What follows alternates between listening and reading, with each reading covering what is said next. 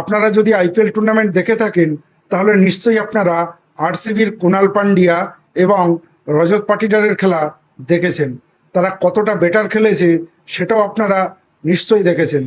তার কারণে পরপর দুবার আইপিএল চ্যাম্পিয়ন হয়েছে আরসিবি। আমি রজত পাটিদারের কথা বলি, সে আরসিবির ক্যাপ্টেন, নো ডাউট একটা ভালো ক্যাপ্টেন্সি সে করেছে এবং তার সাথে সে একটা ভালো ব্যাটসম্যান।